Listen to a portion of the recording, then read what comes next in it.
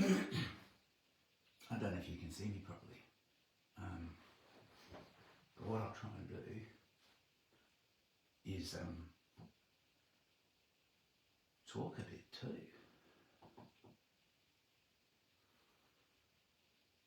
Talk a little bit about what it's like, this little project, right? Because I don't know if you've noticed, but I was talking about Damon Smith,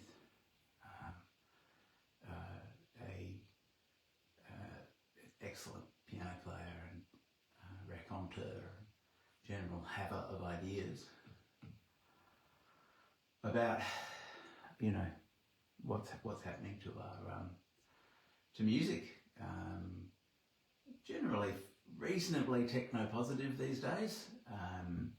In the 90s I was less so, until Underworld came along and made me realise that electronic music could be, you know, really cool. I'm a Johnny-come-lately with that kind of stuff. I'm always the last person on the bandwagon. But I reckon one of the reasons I've wound up on the Keith Jarrett bandwagon in the last 18 months has really been that, in addition to the performance anxiety issue that I've done the blog piece on, that it's really an act of defiance in an age in which so much can be done by computers and in which AI is harvesting the brains of humans everywhere, but particularly the ones who've suffered a lot in order to live off very little, in order to make beautiful things. So this is a great big FU to that brain zombie cannibalisation that's going on, because I don't know what's going to happen next. So, you know, if there's some predictive model of that some very supposedly clever large language model can do that reckons it can do something like that, well, good luck to it.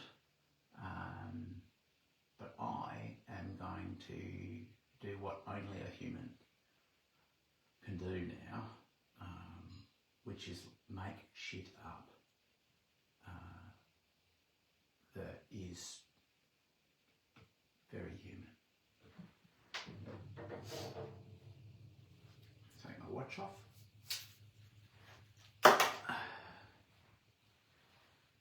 Try and empty the mind of all thoughts. Sometimes I'll press the pedal down. Yeah.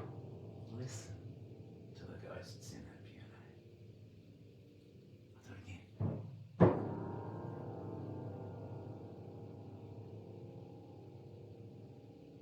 That's pretty sweet, right? Okay.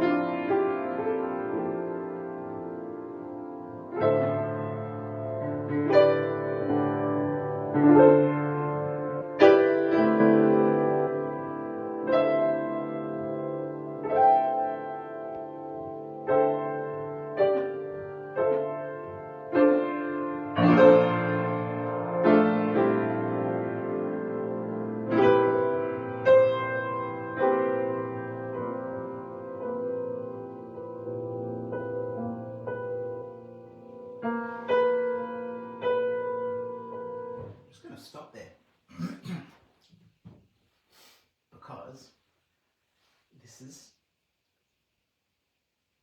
the most important thing that I've learned really in the last 18 months of doing these. There's 54 of these up on JazzDoc now. www.youtube.com/@JazzDoc. Only the A is a 4 and the O is a 0. 54. You could, if you like getting to sleep with this kind of stuff going on, you could have the whole night there. Like, you know, Max Richter. You've got to pay for Max Richter. You don't have to pay for me. I'm free.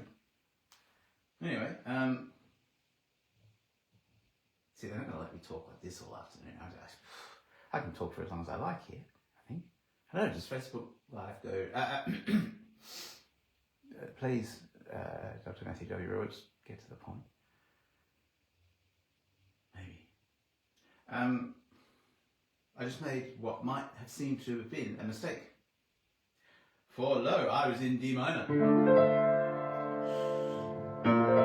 And that permits us to go into use maybe, we can use B flat. And B flat is important in D minor.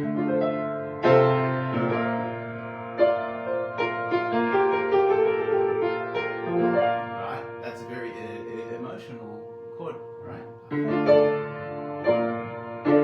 About family opera kind of stuff, right? That kind of stuff, right? So, a B natural is,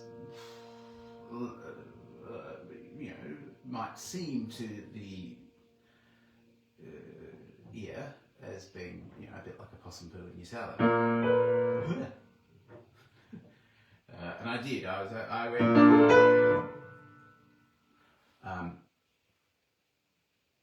And that is where the difference between an improv approach and any other approach that I've encountered so far is that that's not a mistake, right? That's a note from the future that just got here a little bit early. Let's see what we can do with it.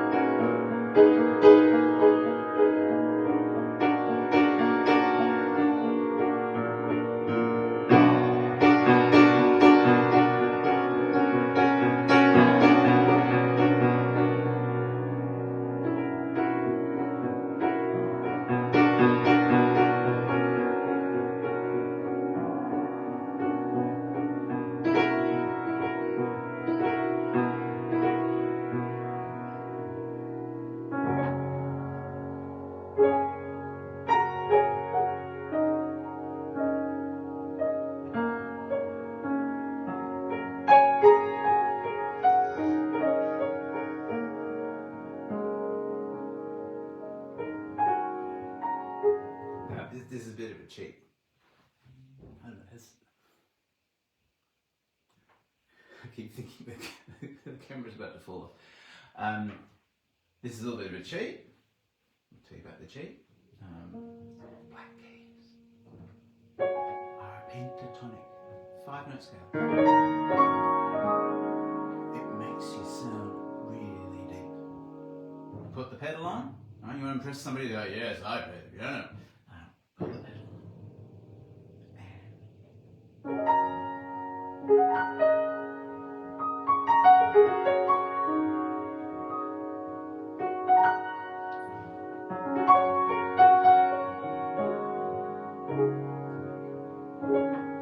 Just don't play any white notes. Unless you really want to take people through that, you know, that what I just did was mucking around trying to find my way through the dissonance.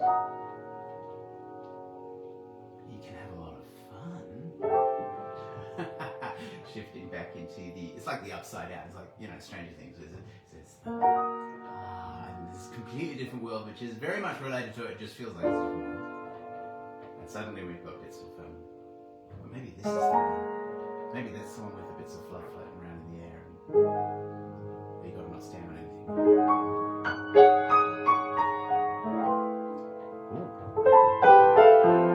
Because it sort of applies in the white keys.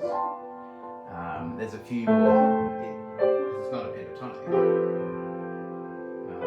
But you know, you can reach almost any, as long as you steer clear of the black notes, stay out of the upside down.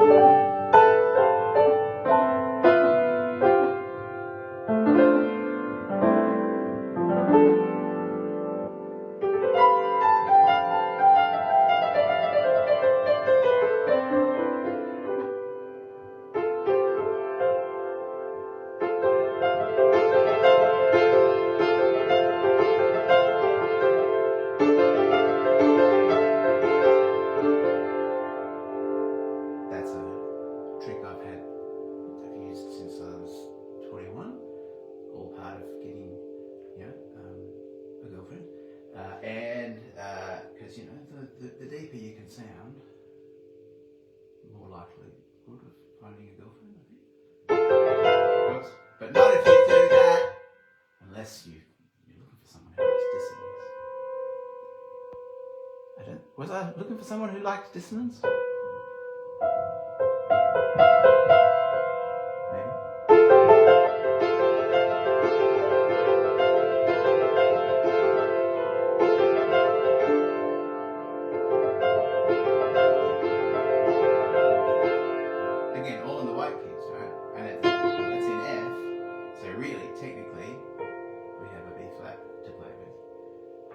Decided to, when I was mucking around with this in 1997, it was actually, it would be really cool to switch into F minor, which has got lots more black notes.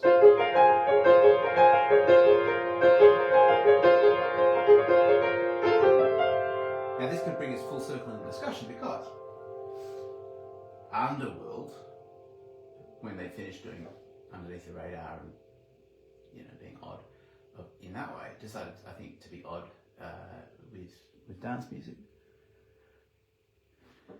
And some of what they do in Juanita /Kiteless, which is off second toughest in the Infants, one of the best albums, full stop, I've ever heard, is that they add in some arpeggiator, which is, that's the, I mean, it's an arpeggio, right? That's just an arpeggio, and there's a pedal you've got called an arpeggiator, and I'm pretty sure that's what they're using, right? You should listen to Juanita Kiteless. Just stop, don't listen to me now, go and listen to Juanita Kiteless. It's amazing. But so here was I in 1997 going, electronica, apart from 9 Inch Nails. We had to make an exception for 9 Inch Nails because, well, Trent Reznor had guested on some Tori Amos, and Tori Amos was awesome because she had a piano.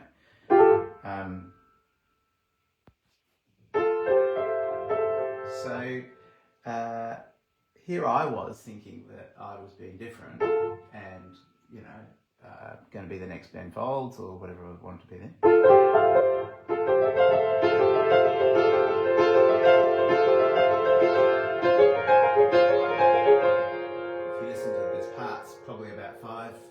6-7 minutes into Juanita Kaitless. That sounds a lot like that, and I hadn't heard that then. So you just arrive at different things you arrive at the same place from different places. Many of my improvs will wind up with, I might want to have at some point a piano funk part because I've got a very strong left hand.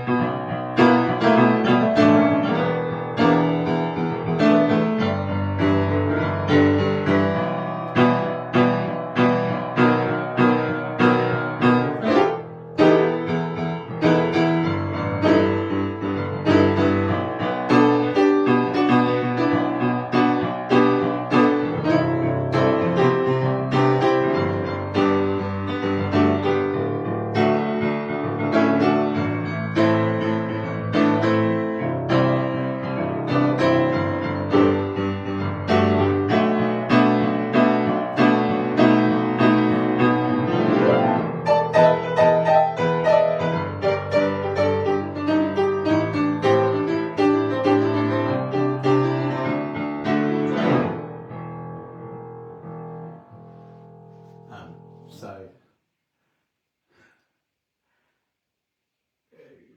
it's so much fun, right? And the person I blame for if you catch me breaking into that this afternoon, for example, is going to be Mike Oldfield.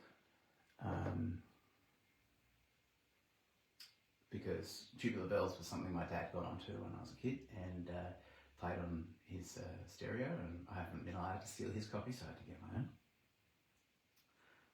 That's the one that starts.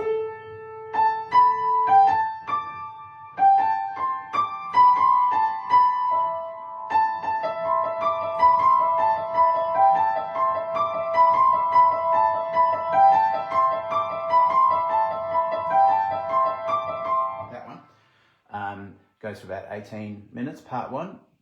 Don't worry about part two. I don't think anybody else does.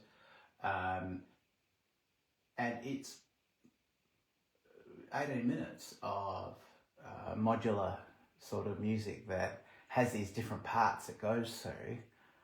It does have some recapitulation, a little bit of the what you might call, the sonata form to it.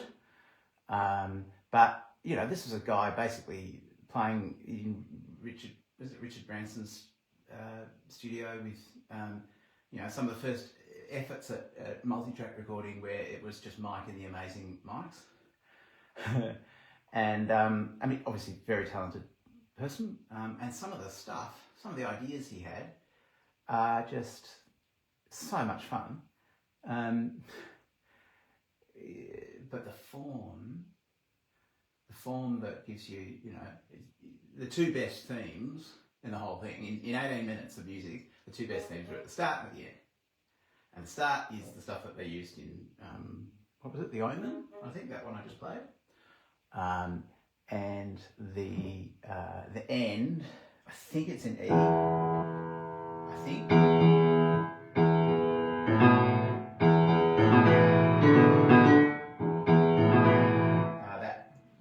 One of the best bass riffs in all time. And it has that. Oops. E major, thank you.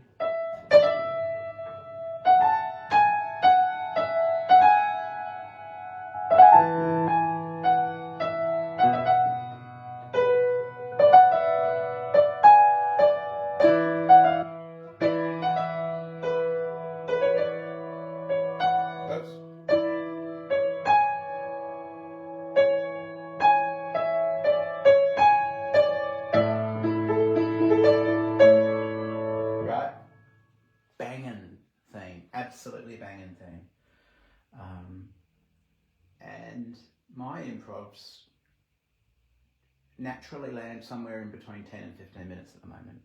There's something about sitting down. It's a little bit like the way that time works in a therapy session. There's just a feel to how time needs to work for connection to happen. I've got 20 minutes this afternoon, and not many of my pieces have gone for 20 minutes. They've naturally resolved around the 10 to 15 minute mark these days. When I started out 18 months ago, I thought I was doing pretty well to get to 5. So I am more confident in just playing with the material and not worrying too much. Essentially, worrying less than I used to about, are people getting bored yet? In fact, when I listen to the playback on any of my pieces, I still think, I could have let that go for a bit longer. Ooh, why was I in such a hurry to develop out of that? Why couldn't I just play with that for a bit longer? Wow, okay.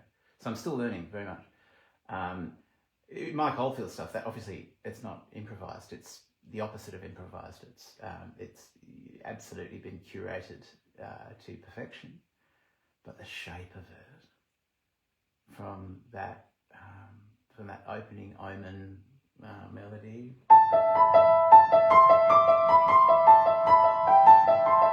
and it finds its way through 18 minutes. By the time it gets to, I think it's maybe 7 minutes of that.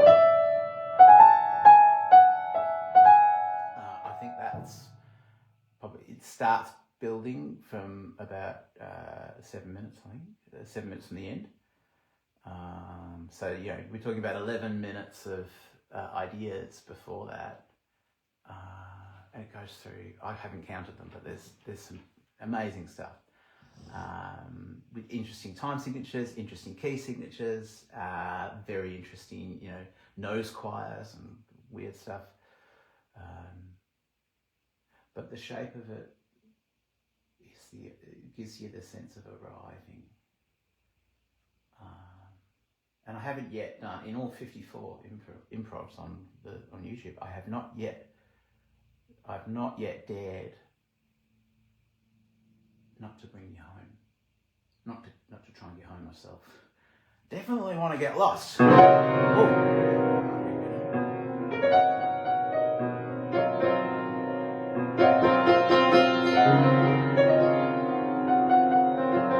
just random notes.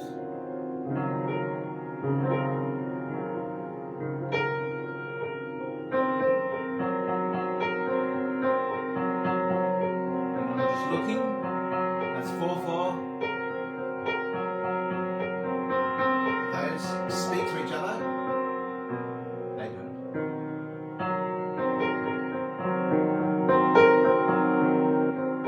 Or we could go 6/8.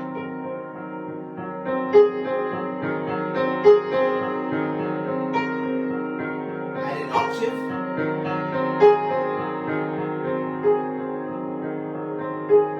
Now we can change the chord.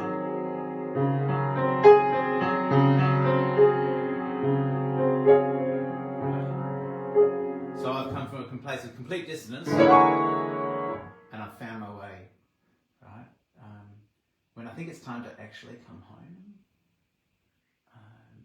particularly if you can come out of the darkest night, right? Oh, sorry. How are we going to bring it home? How are we going to bring it home, right?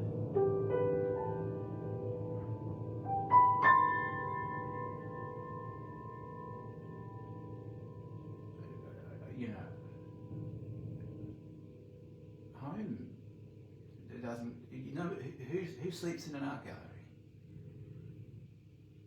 Maybe some people would. I wouldn't mind, actually. Maybe the Matisse Museum in Nice. I wouldn't mind sleeping there. But it'd be a bit uncomfortable. I want to get home. After all this bang, and Mike Oldfield's going, you've listened to the but what you really want, you want to get home. You want to get...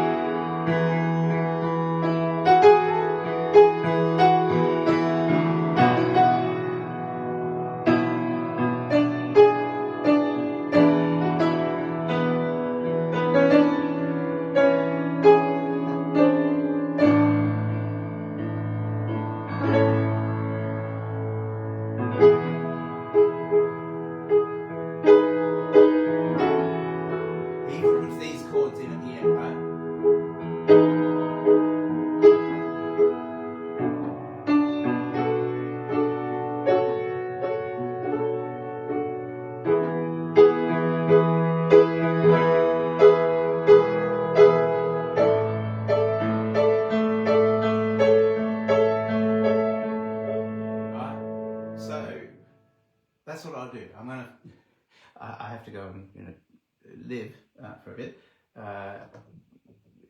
But I might see one or two of you at the gig this afternoon, and if not, I will be. I'll probably I'm going to take a break from all this and go and soak up some music and experience over the summer, and come back in February with hopefully maybe some new ideas, and that'll come out this way, I think. So let's go home.